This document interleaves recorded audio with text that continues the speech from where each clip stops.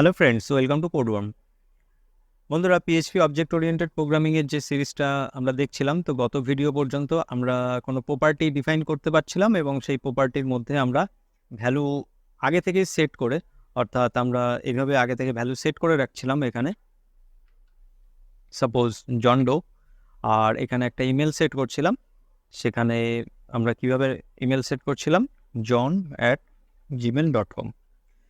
এবার এই যে ভ্যারিয়েবলগুলো, এই ভ্যারিয়েবলগুলো অ্যাক্সেস করার জন্য আমাদের কিন্তু এই যে এক্সাম্পলটা বানিয়েছিলাম, অর্থাৎ ইনস্ট্যান্স অফ অ্যান অবজেক্ট, এটা হলো আমরা এইভাবে লিখতে পারি, ইনস্ট্যান্স অফ অ্যান অবজেক্ট।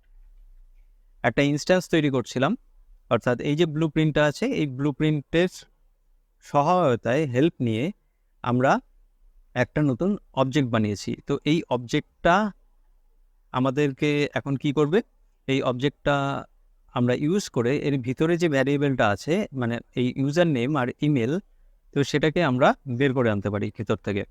তো কিভাবে বের করব, আমরা সিম্পল এখানে ইউজার নেম লিখে দেবো, ব্যাস।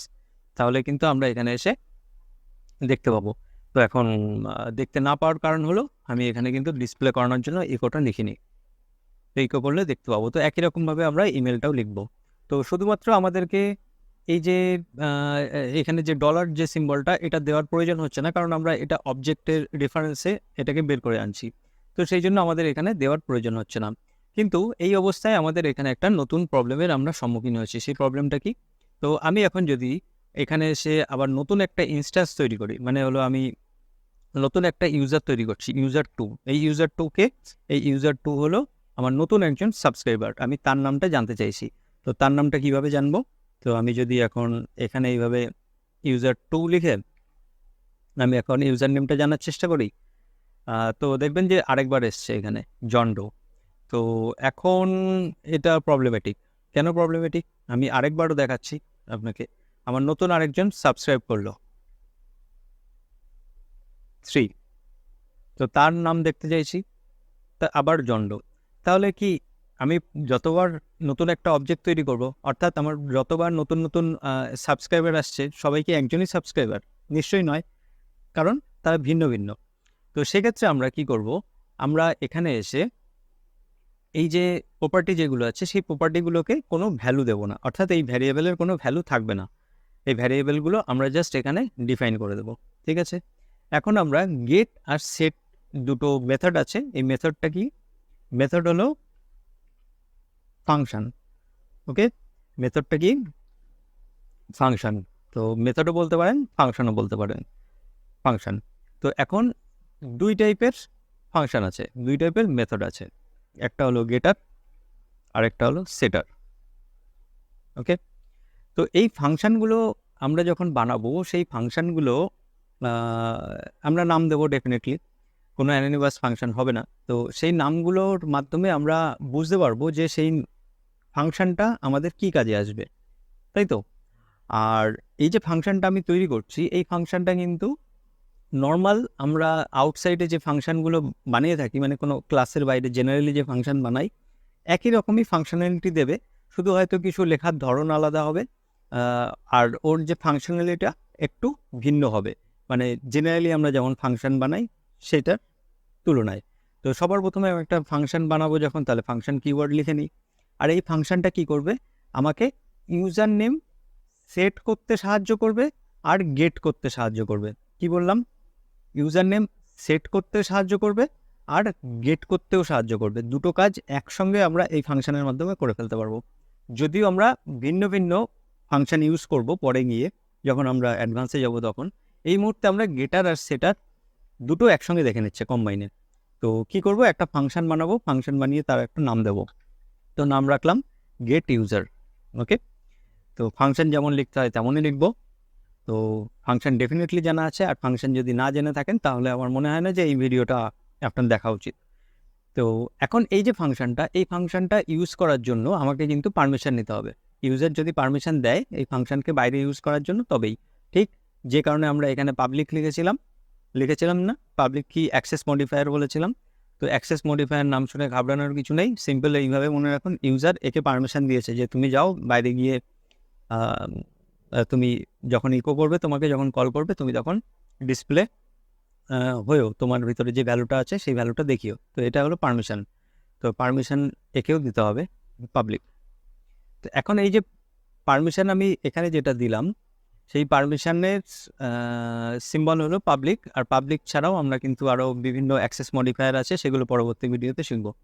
এখন এই যে ফাংশন, এই ফাংশানে যদি আমাকে একটা ভ্যালু সেট করতে হয়, নাম সেট করতে হয়, মানে আমি এই ফাংশনটাকে যখন এখানে কল করব, তো কল কিভাবে করব?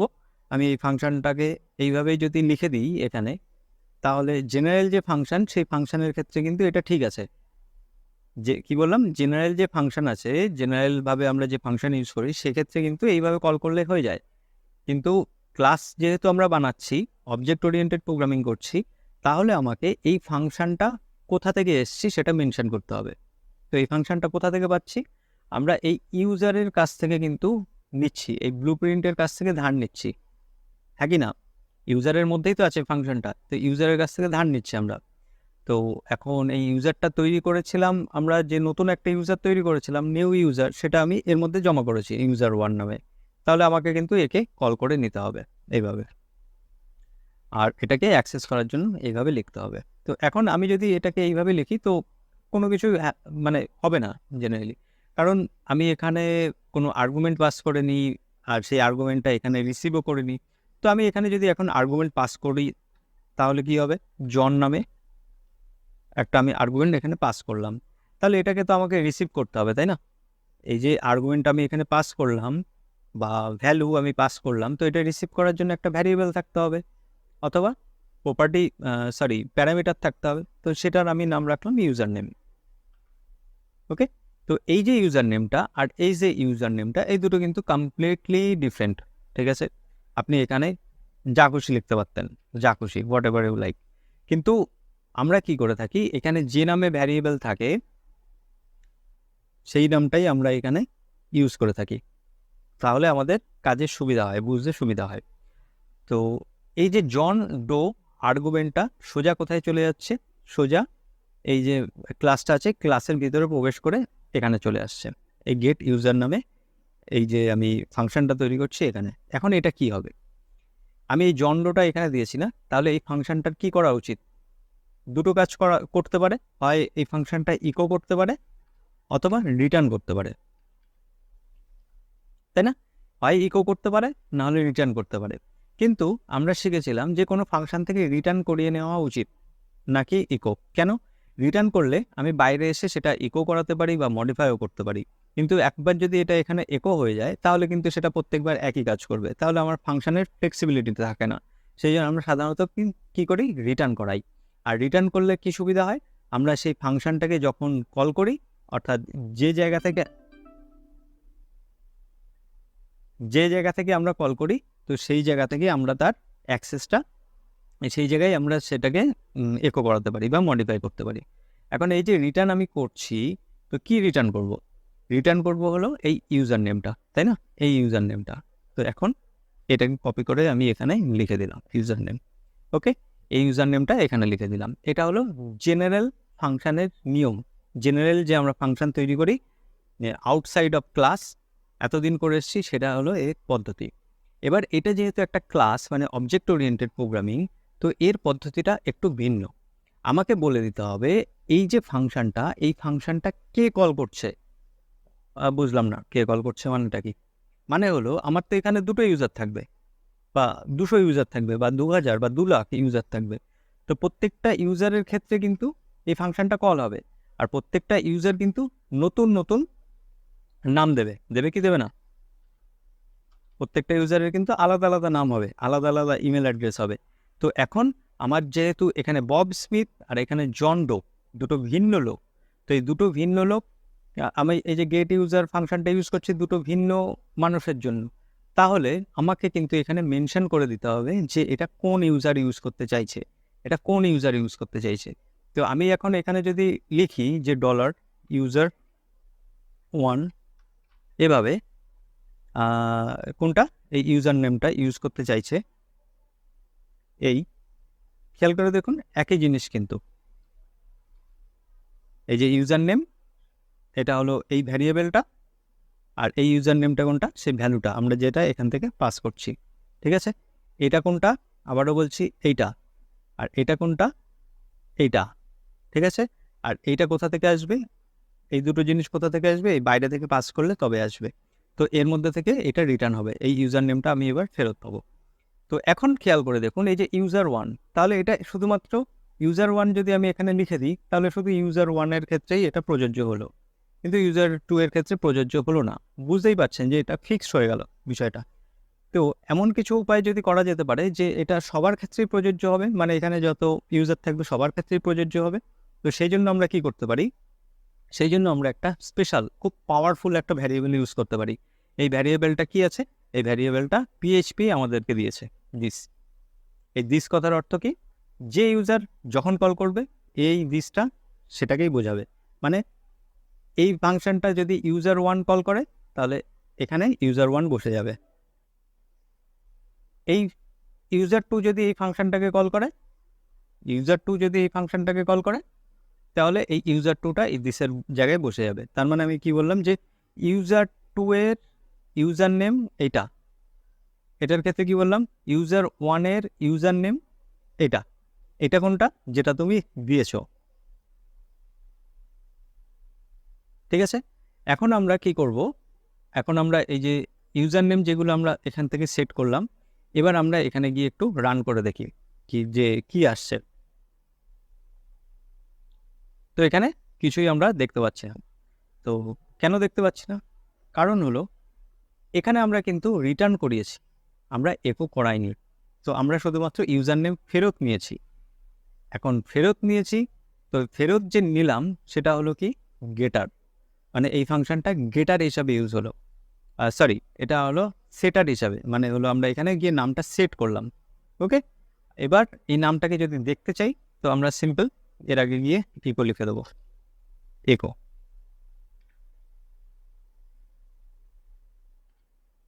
একো করালেই আমরা এই নামটা দেখতে পাবো এখানে প্রিন্ট অবস্থা। দেখেছেন? জন্ডো আর বব স্পে। আচ্ছা, এটা ভিন্ন লাইনে দেখতে চাইলে আমরা পিএইচপি ইউএল ডট পিএইচপি ইওএল এভাবে লিখলাম।